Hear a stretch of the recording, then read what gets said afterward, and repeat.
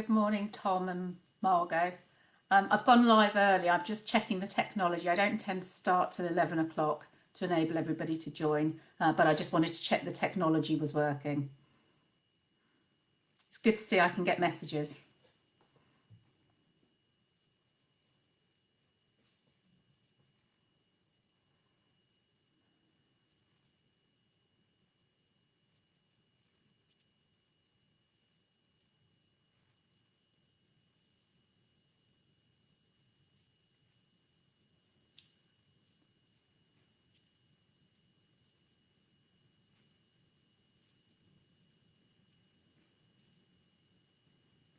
I've got three people online so far that I can see are commenting. Could you just indicate you can hear me okay? I just want to check everything's working before we get going. Can you hear me okay?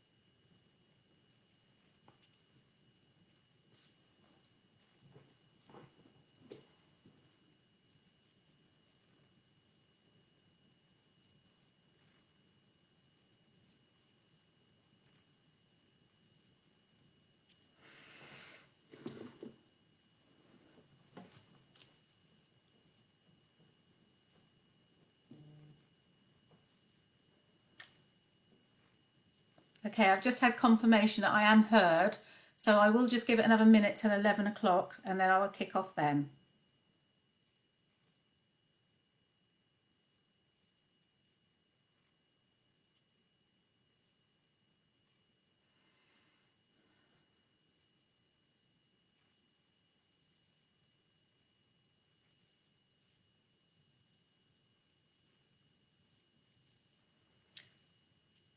Good morning, everybody. I make it 11 o'clock, so I'm going to get started. I'd like to start by welcoming you all to this first live session of Facebook with West Berkshire Council. For those of you that don't know me, my name is Lynne Doherty and I'm the leader here at West Berkshire Council. I'm also the ward member for Newbury Speen. I was first elected back in 2015 and for 4 years I was a portfolio holder for children, young people and education here in West Berkshire. Since May 2019, I've been leader of the council. I want to talk to you a little bit about the format for this morning, but before I do so, I just wanted to take the opportunity to say how sorry I am for anybody out there that has experienced a loss of a loved one due to the COVID-19 virus. I'm very consciously aware that although I'm going to be talking about some everyday stuff and how we are responding as a council, everybody is very anxious at this time, and there are those that have been directly impacted by the COVID-19 virus. I'd just like to say that it's been our strategy throughout to prevent deaths and to minimise the harm and impact of COVID-19 on the residents of West Berkshire. So please, my sympathies are with everybody at this time, and I just wanted to make that point before I go into the format that we'll be taking this morning.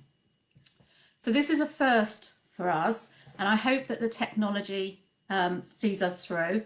I have to say it's very strange to be sat in my own home talking to myself on my camera, so I can't actually see any of you, but I will do my best. And what we're going to do today is I'm going to give you a little bit of an update around how we have been responding to date, and then I'm going to throw it open to questions. And I have actually had some pre-submitted questions, so I will start with those because people have sent in some questions that I'd just like to respond to first.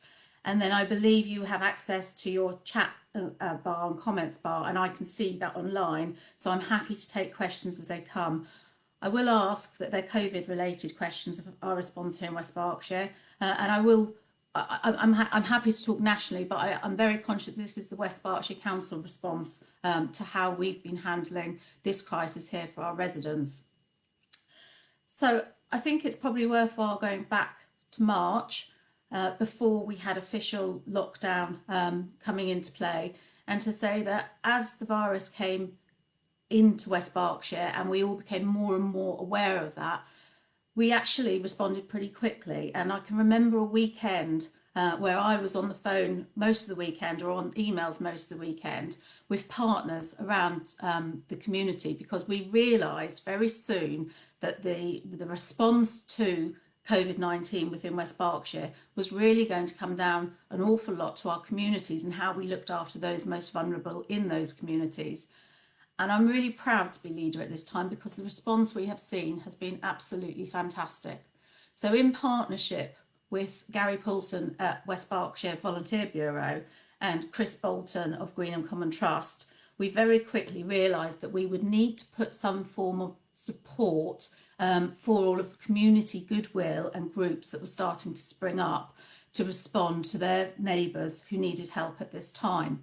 And the Community Support Hub was founded, and that has been instrumental in how we have been able to help those residents most in need at this time. It's been a partnership piece of work, and I couldn't sit here today and not pay tribute to the 3,000 volunteers that we've seen step up across West Berkshire, to the 90 community groups and parish and town councils that have been involved in that response. It is very much a joint effort, and I feel very proud and humbled to be leader of West Berkshire at this time, when I've seen such overwhelming responses from our communities. So a huge thank you to those people that have been involved. We couldn't have done any of this without you. And our intent all the way along has been to support you, not to take over or become too process orientated, because we know that you know your neighbours best, you know your communities best, and you know the level of response that is needed. We have been here with the Community Support Hub to help coordinate some of that responsibility. And we did that prior to any statutory requirement, which we now have to form a hub to make sure that our most vulnerable, our extreme clinically vulnerable people in our communities are shielded at this time and getting the support that they need. And I'm really pleased to see how that hub has progressed and the work that's gone on across West Berkshire. So I just wanted to say that that was a number one priority when we looked at how as a council we would respond. We actually had 3 clear priorities over and above our usual business as usual response. So that was one of them. The other areas that we've been looking at making sure the response was where it needed to be was with our colleagues in adult social care, and making sure that they get the support that they need to support residents within adult social care settings. And we've been working hard throughout this to make sure that that's happened. Predominantly, there's been 3 main areas in which we've been doing this, and I'm happy to take questions on this as we go along. But what I would say is that we've been making sure that we have the financial support in place to make sure that we can do the additional work that we need to in those particular settings at this point. We have received additional money allocation from central government. I think we have about 7.5 million to date, and that's being used to make sure that the response is where it needs to be. We've also been involved in the PPE distribution and making sure that we have a safety net and an emergency supply. And I'm pleased to say that here in West Berkshire, we have had the PPE that we have needed at all times during this crisis. I see a daily list of everything that is in stock so that we can make sure that we have those care homes supported throughout. And then the third area that we're involved with is testing. Our public health teams are working very closely with the care homes, and there's new guidance, new legislation coming out all the time. So we're heavily involved in those areas. The third part of our response that I just wanted to make everybody aware of was how we have wanted to support our local businesses.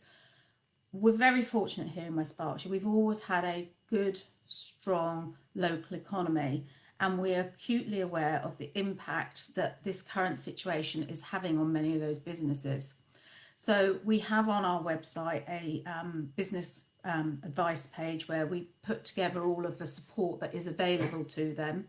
And that was key because there's lots of different things coming out in lots of different areas. So to make sure that our businesses know where to get that support is important.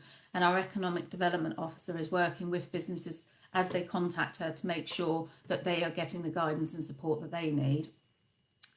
We've had responsibility for the distribution of the business relief grants that have been sent through to us from central government, primarily those around small businesses and the hospitality, leisure and retail sectors.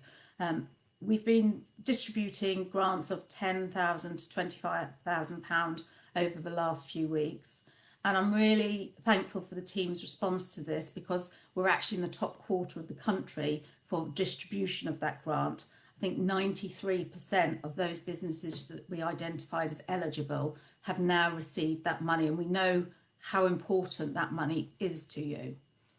We're also aware that there were people that we've spoken to during this process that haven't matched the criteria that was initially set. And we have worked with our local MPs to raise this. And we are pleased when the government responded with a discretionary element to that grant. So we now have in place a additional fund which will have a discretionary element which will be going live next week, so that we can make sure we can look at those small businesses that fell through the cracks in the first round, making sure that they get the support that they need. So if there's anybody out there, please do come back in and contact us if you think that you might be eligible for that discretionary element. They were the three key areas I just wanted to give you an update on, because I think we've continued many of our other services, but they are the three areas that I've been very conscious of and very involved in over the last few weeks, that have really been over and above some of the normal business of the council. And I would just like to say thank you to all of the council staff, West Berkshire council staff, that have been involved not only in those three elements, but also in the keeping other streams going and business as usual. And people have been stepping out of their normal roles to step into other roles. And I just think it's an important opportunity for me to recognise that and make sure that everybody is aware of the work that they're doing, and to say thank you, because the response from our officers has been fantastic. So I just wanted to make those points. I'm going to draw breath now, and I'm actually going to look at the questions that have come in so far and respond to those. I've got several, so if you'll just bear with me.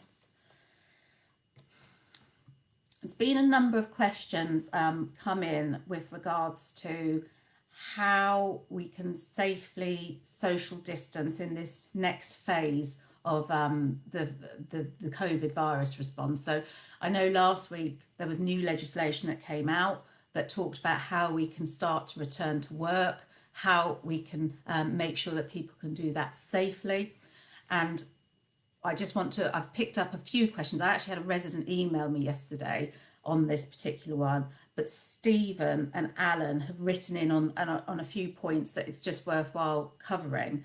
So there has been some new guidance this week around safer spaces, and we've had that in this week. And the Highways and Countryside team have been working hard to go through that guidance and understand how we can respond here in West Berkshire. In addition to that, we know that there has been an active travel fund put into place. We don't yet know the exact amount that West Berkshire Council will receive of that active travel fund. So we are awaiting confirmation of that figure. The guidance is quite clear on the fact that when we're looking at this, we should prioritise those areas of highest footfall and where most people gather. And I think it's safe to say, I can imagine in far more city type settings, this is going to be a much more key piece of work for some of those areas. So we will be looking at that all the time. So Stephen has asked me a couple of questions about how we're responding. And one of the things he's asked me about is what will the council be doing with regards to people queuing outside the shops in Newbury, and particularly with the winter weather coming, and if there's any opportunity to provide some form of shelter for those people queuing. I must say, I don't think we'll be going to the level of providing the shelter, Stephen, because I think individual shops will take a view on how they manage their own queues. However, that being said, we have been looking very closely at Newbury High Street this week because that obviously has the highest footfall of any of our areas. And we've been working with partners in Newbury Town Centre, those partners including the BID and the shopping centres and Newbury Town Council. And I'm afraid I'm going to steal the portfolio holder's thunder because we have actually put in place, and it's going into the paper, I believe, this week, a temporary traffic order to suspend traffic going down Northbrook Street for 24 hours a day. It's currently partially pedestrianised, but we recognise that at this current time it will be safer for people if there are no cars going down there, and that will enable them to keep that 2 metre distance at all times. So I think that would be the first thing I would say specifically around Newbury is we are responding, we are working through the guidance, and the priority areas have been those of highest footfall. We've started that process. We'll be looking at the pedestrianisation, the temporary pedestrianisation of the Newbury High Street and Marketplace for the time being to enable people to do that safely. Stephen's also asked me about some walking and cycling routes and about safe social distancing. I think it's fair to say there will be pinch points across the district, and that our traffic management team are currently looking at where those pinch points are, and they are reviewing all of those with a view to looking to see how, if they need to, they can make that safer. I think it's also fair to say that's likely to be a huge task if you consider the size of West Berkshire. We're a very rurally dispersed area. So again, the focus will be here on those places with the most highest frequent traffic. And so it will be sort of more around our urban settings, I would think, at this stage. That being said, you know, teams are working hard on it, and that is being taken into account. So I hope that answers Stephen's questions. Alan's questions are on the same lines because he's actually asked me, sorry Alan, I'm just getting your question now, around the working with cycling groups and finding suitable cycle lanes and whether we're going to be sharing this. And I asked the question of officers, and I have been told that we are working with cycle groups. I know that we have a cycle champion, and I know that we have a transport advisory group that will all be looking at this over the coming weeks. I also know we had plans in place, and we've done a lot of work on our cycleways already, and we were doing that work through the environmental work that we've been doing. Fantastic example of the new Hermitage to Hampstead Norreys route. But I think, you know, the team are working as hard as they can. We are looking, a lot of this, we're going to have to look as well at the finances around and what money comes through that active travel fund. So yes is the answer. We will be working with cycle groups. Will we be making it public? Yes. What we've done all the way along this response is our communications team have gone into overdrive with making sure that we're doing the communications out to residents, and we've been working very closely with our own local newspaper, the Newbury Weekly News, to make sure that those messages are carried on a weekly basis through the paper. But we've also been using all of our social media channels as well as our own council website. We're doing this. We're doing lots of things we haven't done previously, and that's all about that communication path. So yes, we will be looking to make sure that we get those communications out as soon as we have them and are able to tell you those. Okay, that covers the sort of safer spaces pieces. I've had a question from Siobhan about how long the average waiting times to get into the household waste recycling centres, because she's a bit worried about booking a slot because of the time it might take to actually wait there. I have to pay tribute to the team, the waste team and Veolia for the work that they have done this week. Kofi, our waste manager, has become a little bit of a social media star. They have worked tirelessly with the number one aim of making sure that both our residents and our staff are safe at those centres. And we introduced booking slots, and those booking slots so far, and I'm touching wood here, have worked well at managing that demand. I know on the first day that people were taking longer than expected to offload. I think some people are up there for up to 40 minutes. So there's been some slight adjustments on those booking slots to accommodate that. And I know that I had confirmation yesterday. I'm getting confirmation each night on how they've been performing.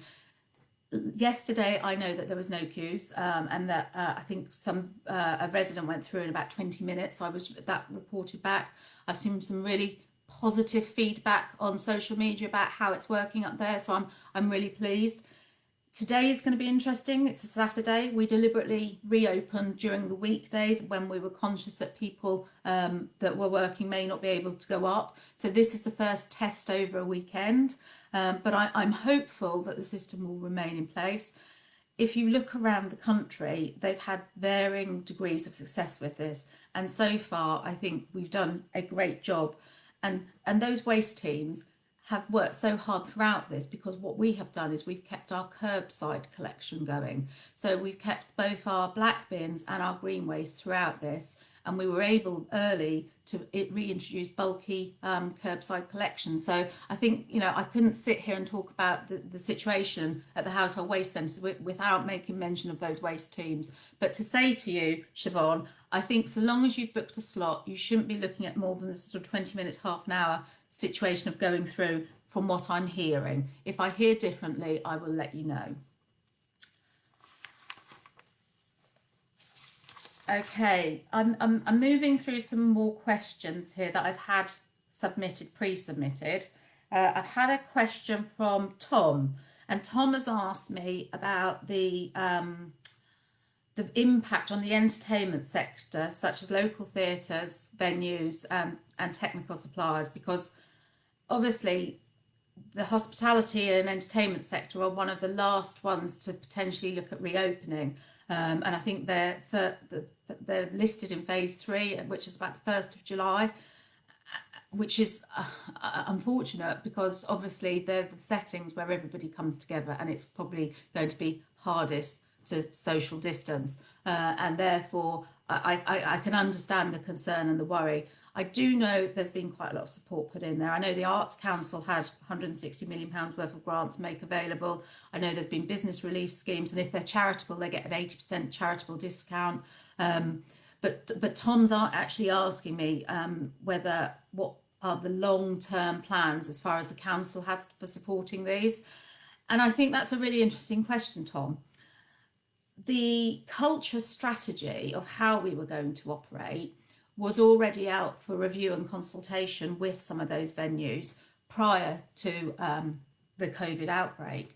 And I think what's very clear to us is, working with those venues, we are going to have to revisit a lot of, well, not only our culture strategy, a lot of our strategies, to understand what it is and how we can potentially help those to facilitate that recovery in the future. So not a comprehensive answer, but an answer that says we are going to have to review our culture strategy to look at how we can help. But there is short-term help available now. The business discretionary relief grants may well apply if none of the other grants haven't. So there is short-term relief there at the moment. But I take your point about the longer-term piece, and we will be looking at the culture strategy for that. So thank you for your question, Tom.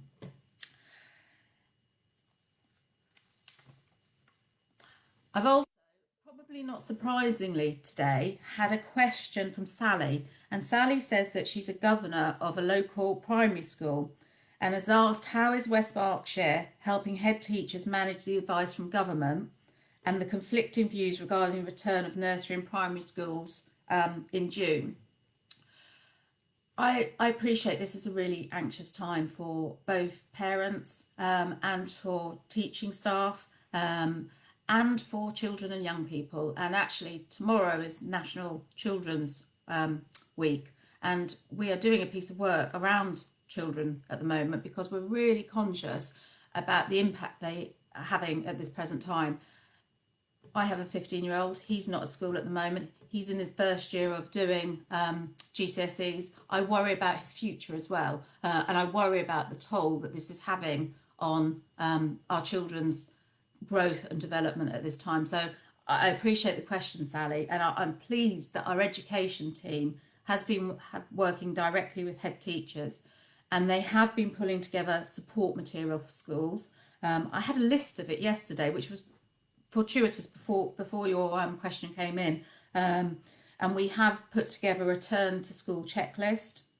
We have put together guidance on preparing to return in the early years. We've put risk assessment guidance in place, and there's 2 points I'd say here. That many of our schools in West Berkshire are actually already open. They're open for our vulnerable children at this point, and therefore it will be an extension of some of those risk assessments as we go. This is really about managing risk and how we can do that safely. So I hope that you're reassured, Sally, that the education team are working closely with our head teachers to make sure that that support and guidance is there. So thank you for your question, Sally. The last of my written questions, and then I'm going to have to try and work out how I go through the questions coming up, because I'm going to have to touch and scroll through, so you're going to have to bear with me. The last of my written questions is from Anna, and Anna has asked me about the plans for reopening the library service. The opening of libraries, I think, is phase 3, so it's not at present, it's aimed for July. However, we are aiming for a restart of our at-home service and our click and collect service in the next few weeks. So I would say please watch out for details around them. However, one of the things is, it's been an interesting journey the last few weeks, and one of the things I've been really impressed by is the library service's response to this outbreak, because they've been doing an absolute fantastic online service. They've got children's digital sessions running, which involve craft ideas, story time videos. They've got a Facebook book club, West Berkshire Reads, which I've joined, and they've got a bookworm challenge running for young people.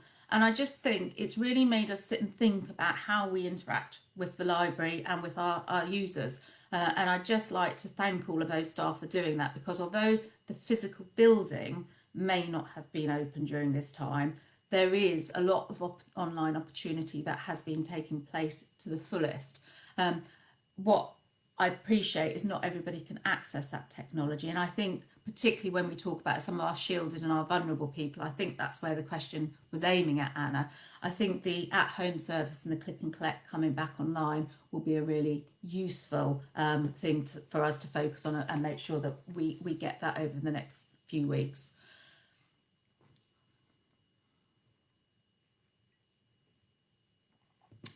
Okay, they were all of my pre-submitted questions. So I'm now going to go and I'm going to scroll back to the top of the comments that have been coming in and see if I can answer direct some of the questions that you've set before me.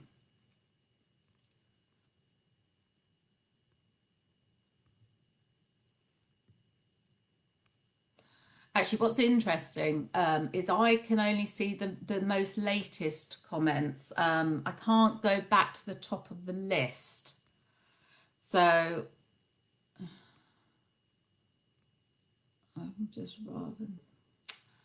Okay, so I've got a question here from Jessica about the staged reopening of our household waste centres. Community skips. And have we given any thought to providing community skips? Actually, at the moment, no, because we haven't found that we've got that necessity because of the way that the waste has been handled. As I said before, it's been running throughout, and now that those centres are reopened, we haven't considered that as a necessary option. If people have that view, please let me know. But certainly, as I said earlier, I think the waste collection that has gone on has been really good and useful. And again, with those community skips, again, it's about how we would safely manage people's use of those, and the emphasis that puts on individuals to do so would be my thoughts on that.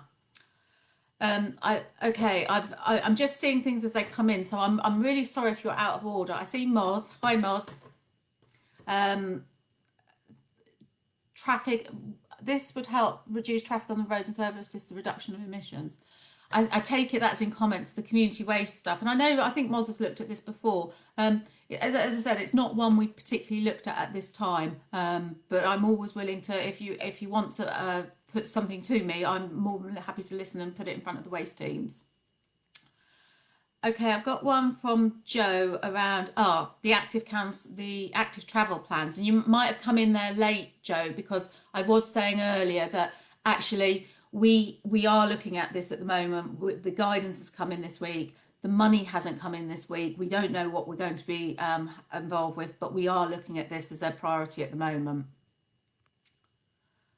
Okay.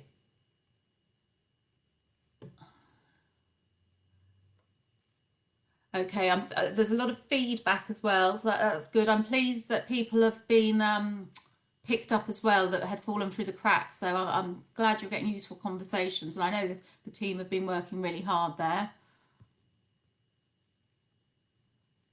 Okay, just looking for questions. I've got a lot of comments.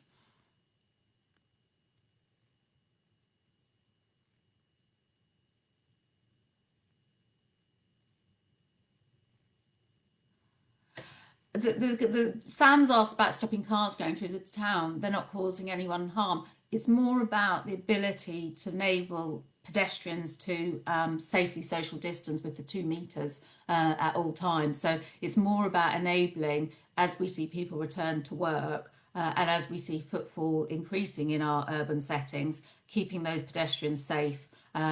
So that they don't have to go within 2 metres of somebody else. So that's really what that's about. Tom's come in with how long will you continue as the rough sleepers in a hotel? Really good question, Tom. We've obviously managed to get, I think we got all of our rough sleepers bar 1 or 2 who refused into hotels, and that's been a really good piece of work.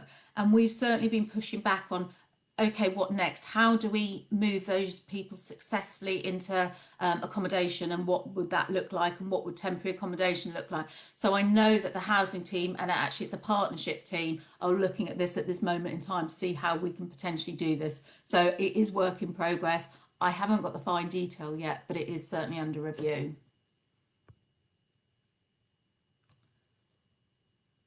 The construction sites are permitted to open until 9 p.m. 6 days a week. Will there be a hotline reporting process in case of excess noise? We have our customer service team, Matt, that take on board comments and feedback. We did extend some operating hours, I think it was for waste at the start of this process, so that they could keep going. But I don't know specifically on construction. Happy to take that one away.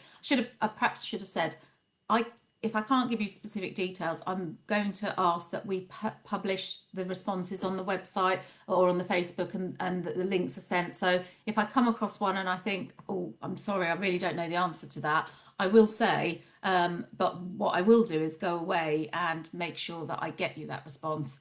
So I don't know specifically on the construction site 9 p.m. issue, but I will let you know. So I will come back to you on that one.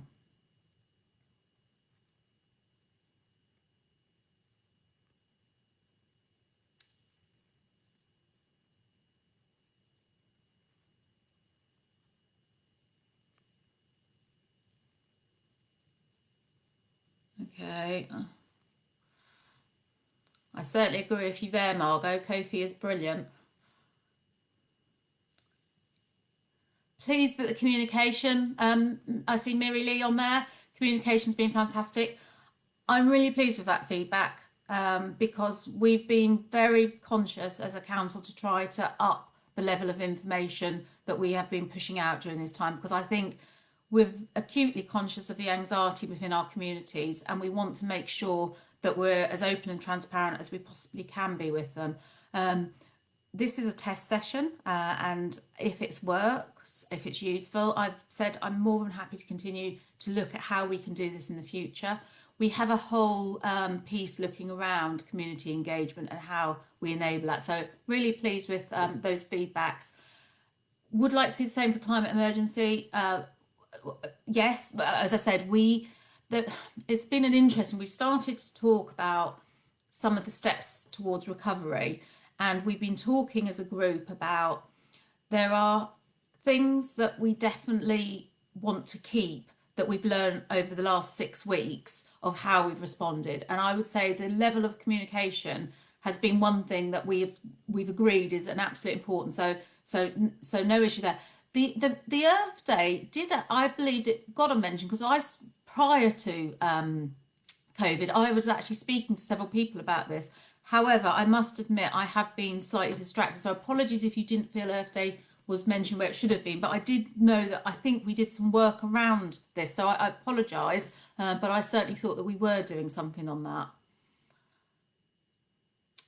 Question, Mars. Lynn's constituency is where my child goes to school. Very sadly, the care home with borders, which borders the school?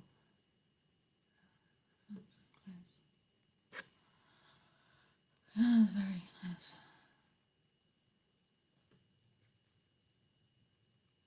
This is a long question, Moz. So you're concerned about the location of your child's school with relation to the proximity to a care home.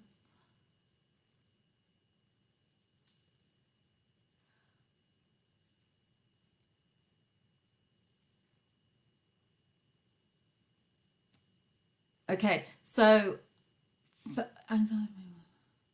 I appreciate it's an anxious time, and as I said previously, this is about managing risk and how we do that, and we all respond differently to that, and I appreciate that as well. We, as I've said, have got schools open at the moment, and we are aiming for a June the 1st reopening, and we will be communicating with families to make sure that the head teachers have that level of support to do the communications out direct to them. We also know that SAGE published guidance around this yesterday, which was the scientific guidance around the risk to children and young people with regards to COVID. So I think that's quite a useful document for many. And I have to say, it's only just been published, and how we disseminate that out. One of the interesting things for me is the amount of guidance that has been coming out on a continual basis and keeping up to date and getting that information disseminated to where it is. So I take on board your concerns, and it's something I'll certainly raise with the head of education to talk about how we can manage that going forward. So thank you for your question.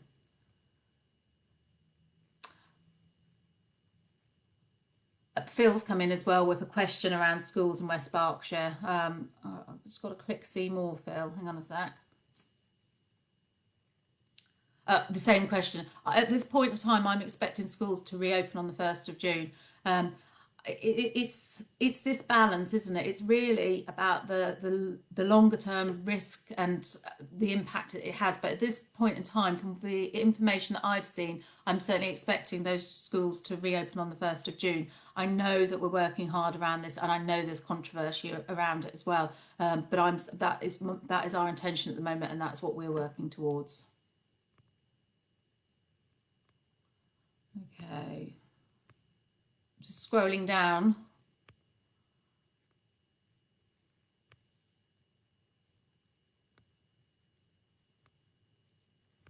Lots of comments, which is nice. It's good to know.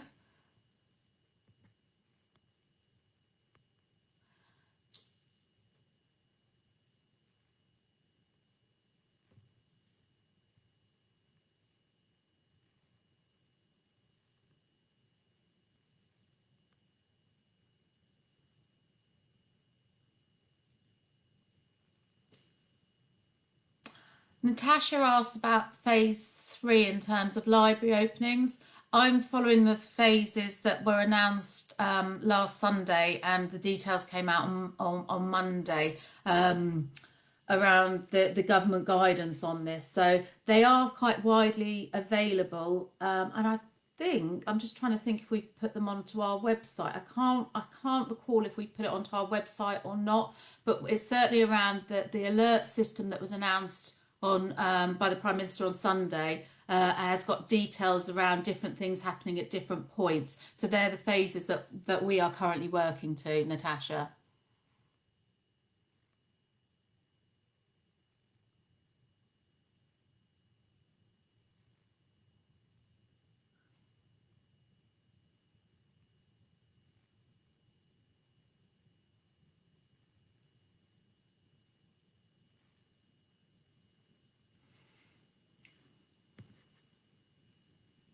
Okay, quite a few questions coming in on schools. John's saying that they won't go back to September. I know there's different, it's a phased approach. So, you know, recognising that different children will go back at different times. And I know secondary ones tend to have been the talk about not, although there was talk about some face-to-face for year 10s and year 12s. The video lessons I think is a really interesting one. In fact, when I was education portfolio holder, I really felt that having that conversation around how more online learning could be utilised in schools would be an interesting conversation going forward. And I know I've got a daughter at university that they're doing a lot of online training, so I think it's certainly something that we should be looking at. I think it's always the case where we're in a crisis situation, there's only so much response we can do. I'm also very aware that we are also supporting teachers and teaching staff, and they will have their own family situations that they're dealing with as well, which is why we've been working on having the schools open for vulnerable young people and phasing that return so that we can do so in a phased and controlled manner. Miri Lee's asked, will West Berkshire open up temporary cycle lanes along the 339? I think this was covered earlier where the transport team are currently looking at all of these elements. I think there's always when something's temporary, there is always how temporary is temporary and what do you want to do versus what the long-term plan is. So I can't specifically say on the 339, but I know that is what that they are looking at all of those areas.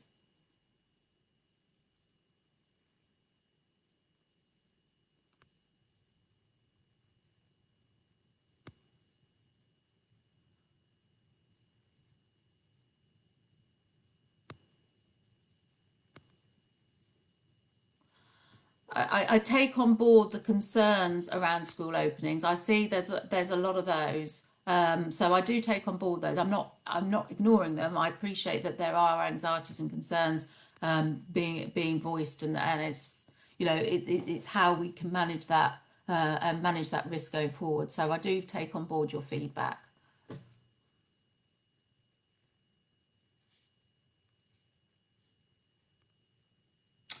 Here's a question from Julie. Who's organising the test trace? This will be the trace and track situation, trace and track details, which were coming out during the week. And we've just, it will be public health, and our public health teams are in conversations around this at the moment. We're expecting more details this week. We had some come out in the week we just had, but it will be our public health teams that are involved in this. But then they will be looking at who else within the community is able to do that piece of work. So I'm not sure at this point whether there are some natural people you might look to. I think environmental officers was mentioned as one potential source of people, and there may be some opportunity to work with other groups. So it is currently being reviewed, Julie, and we're looking at exactly how that track and trace will work. And we're also the fact that the app's coming in next week is going to be an interesting one for us. Okay. Paul's asked about how will the new discretionary business grants be administered. Paul, it will be, if you go onto the council website, it will be from there as well. So we've had a website link, and we've had a hotline telephone number that we've dealt with all of the current returns on. If you've emailed and you've not had a reply, I'm really sorry about that. And if you want to email me direct, I don't mind, because you should be getting a reply to those. So if you've emailed somewhere and haven't got a reply, please send it through to even myself, and I will make sure it goes in the right direction. Our economic development officer, I know, has been working really hard on any emails she's received, but I don't know where your email's gone. So we will be looking at getting that out this week. So please email us, and I will look into why it hasn't come back to you so far. We only just got the guidance on, I think it was Thursday night, and so we're sort of turning it around to get it starting to run from next week. So it is very new, so it could be, but you should have had a holding email to that effect. So apologies for that. Okay, lots of good feedback. I'm glad you're enjoying it. I'm glad that this is useful to you.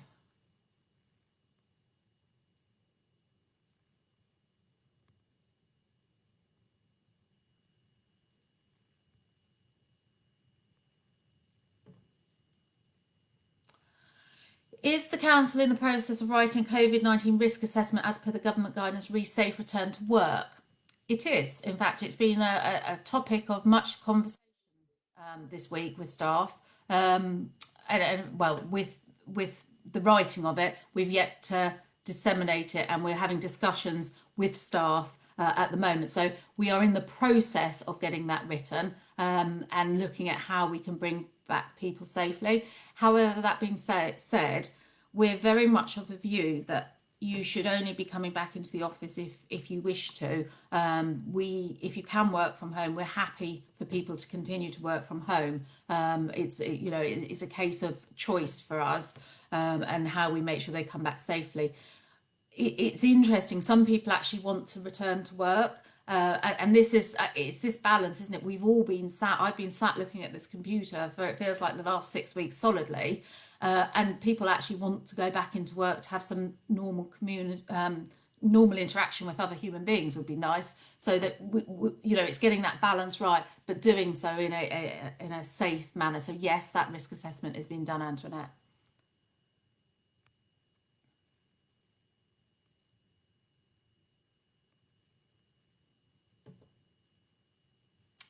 Ben's asked me about electric scooters. It's an interesting one. I actually tested out an electric scooter, and they're great fun. Is it something we've considered? It may well be, Ben. As I say, we have literally just taken on board that Safer Spaces and those that the Active Transport Grant. We don't know how much we're going to get. I'm not ruling it out. I'm saying it will be down to the transport teams to take a view and to have a look at. But it's something we may well. I don't know. But I will put in that that it's been raised and let you know as we move forward.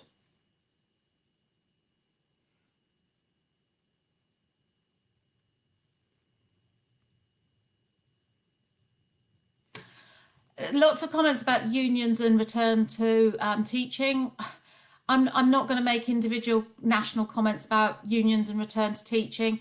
I tend to listen to the Children's Commissioner, and I think that there needs to be a way forward with this. There needs to be a phased return to school, and we need to make sure that we manage the risk in doing that and support people to enable that, because I am concerned about the long-term impacts on our children. But I'm not going to start talking about specific union cases. I think that's a central government issue. And I'm looking at our local response here in West Berkshire.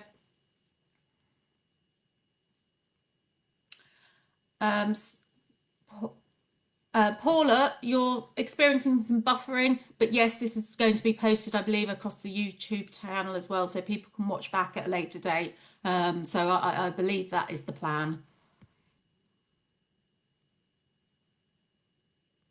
Jessica's asking me about how much harder my job has been made by mixed messages and confusing statements from central government. Actually, Jessica, I don't agree with that comment. We've had so much guidance coming out on such a regular basis. It's more been for me about keeping up with it. I think we're turning around at such speed some of the stuff that we are implementing. For me, it's more been the hardest piece of my role has been, and I think for a lot of us, has been keeping up with the legislation, and for the legislation sometimes to catch up the announcement, I would say, is probably the issue we've experienced.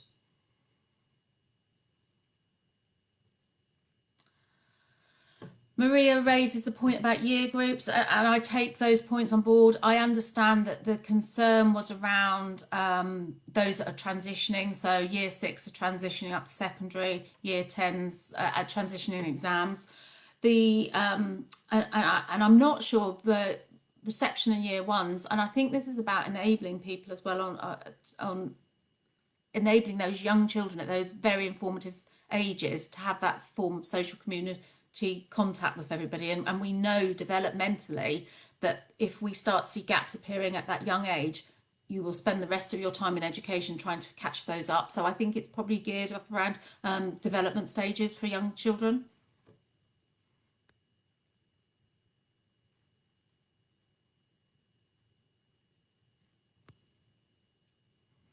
Can I change my daughter's school during this time? Lizzie's asked me. I don't know. I'm afraid I don't know that. I would suspect it would be with the normal process for applying for a school move. And I haven't heard contrary that that process is not working. I'll have to get you a written one on that, Lizzie, because it's not one that I've come across, but I would suspect it would go through the normal process of moving a child's school. But I can find out for you and we can put something up on the website for you. Debbie, I'm not ignoring questions about schools. I've spoken to them quite a lot and I see all of the comments. I'm taking those on board, as I've said previously. I'm hearing what's said. I'm sensing the level of anxiety out there, and I will be taking that away and feeding that back into the service. So certainly not ignoring.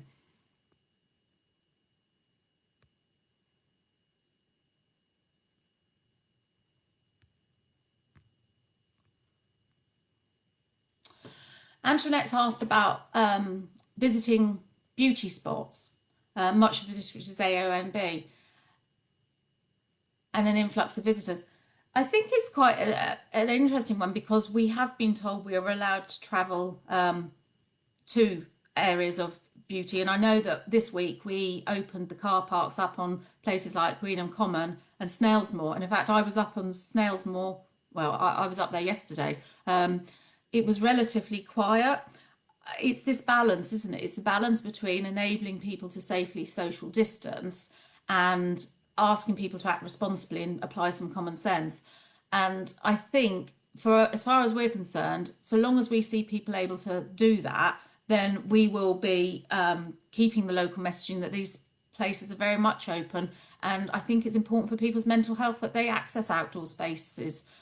If we were to come across a situation where we're seeing vast crowds gathering, then of course we would have to look at it and review that. So that's probably where we're at with that.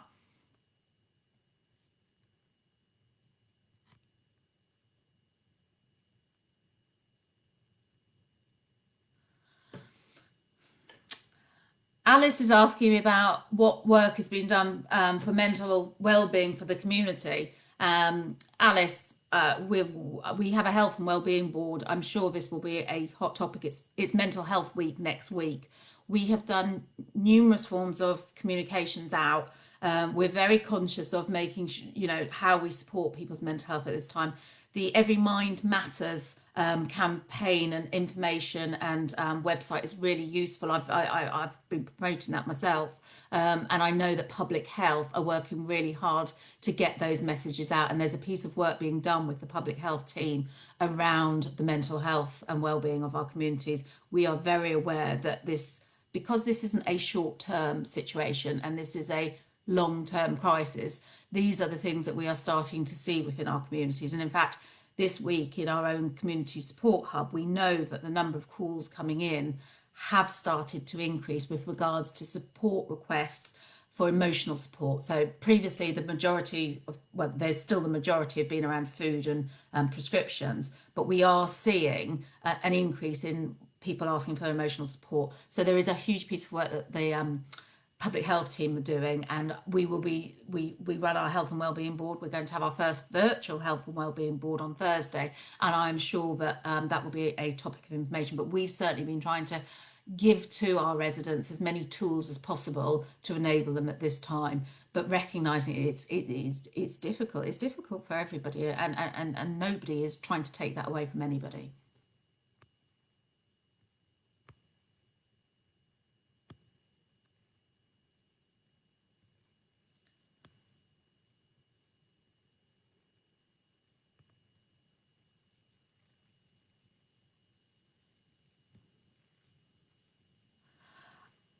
Julie's asked me about key workers and symptoms, but I don't understand the question, Julie.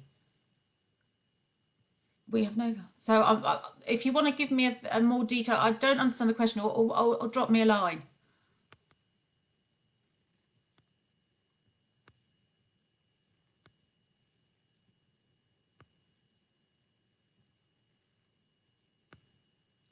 I'm just looking at all of the comments. Jessica's asked about Gypsy and Traveller communities being protected at this time. And actually we looked at more vulnerable groups and how we could make sure the level of support was being put in and the information was being done. So I know there was a piece of work done right at the start of this to identify all vulnerable groups. So I know that something's happening. I don't know the details, and I'm happy to get those for you, Jessica. I'm aware that that they were one of the vulnerable groups that we were considering how we can make sure they're supported at this time.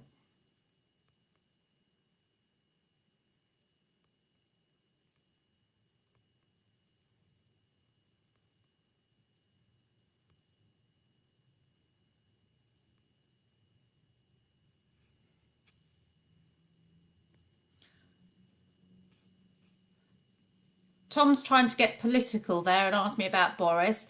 I've tried to make my entire response to the COVID-19 non-political, so I'm not actually going to respond to that one, Tom.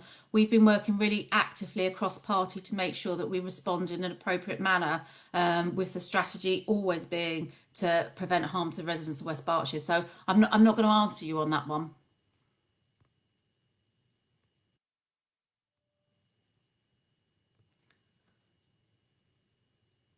Paula's asking about electric tricycles as well as electric scooters.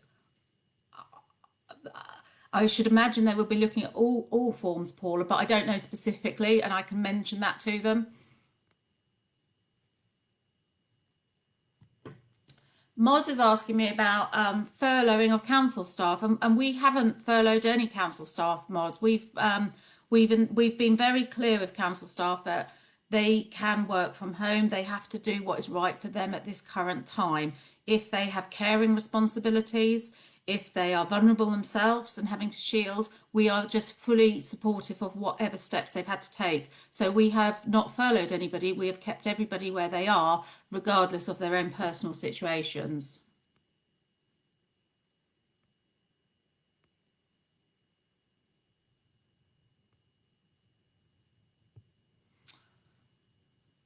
Julie's asking about the Health and Wellbeing Board and that questions can be submitted there. You're right, that we do have a Health and Wellbeing Board coming up on Thursday and questions can be submitted. We are at this point, any questions submitted by members of the public, we will give you a written response, and that's because we've had to do that at this moment in time to enable the continued engagement of the public in these meetings. So that's fine. Anybody can submit to the Health and Wellbeing if it's specific on the Health and Wellbeing Board area.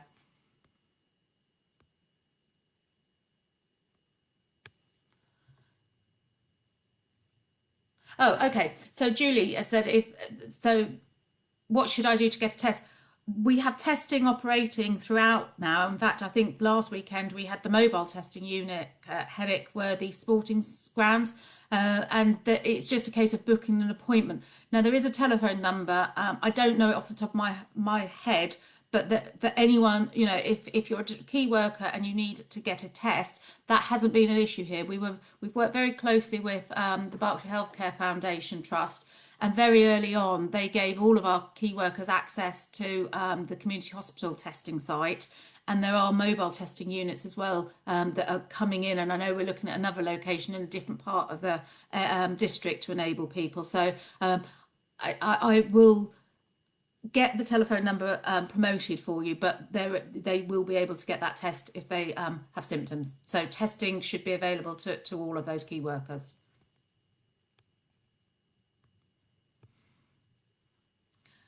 Adie's asking me, how are you doing? And that's a really nice question. Thank you, Adie. I'm doing okay.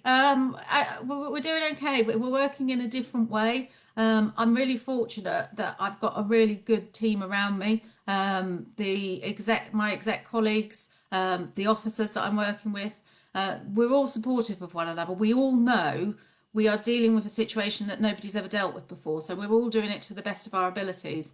And I'm fortunate. I may be sat at home, but I've got my family at home with me as well, and I'm always really aware that how difficult it must be for people living on their own. But I'm doing okay. But thank you for asking.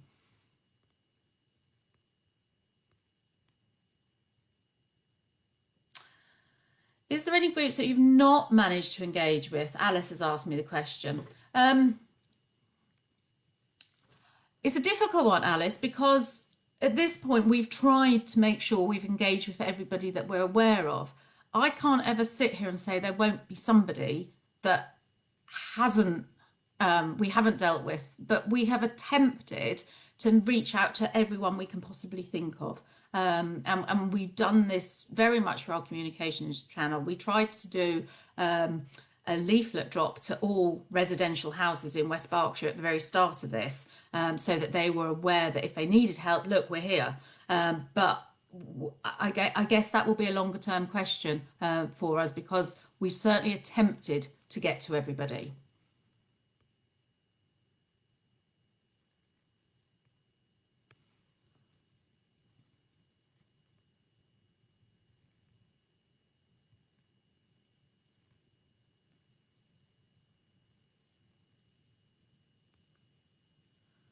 I'm just scrolling.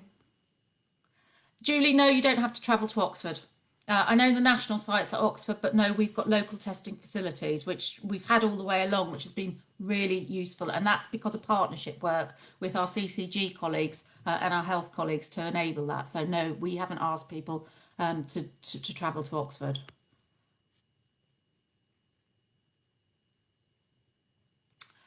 Margot's asking me about strategies for ethnic groups in our community. We've actually been working with Community Connections to translate into I think the most commonly used alternative languages, our leaflets around this. So we have been taking an active view of that and trying to make sure that that message goes out. And I'm pleased to see Community Connections have actually started up their own newsletter during this time as well. So there are conversations going across there to make sure that we're linked in those areas.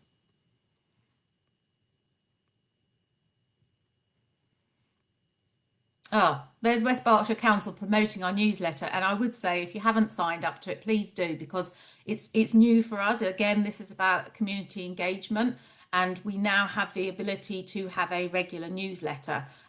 We have it in place at the moment, but going forward, we can keep that technology, but we just need people to sign up for it. So it will be a really useful way of making sure that you're kept informed.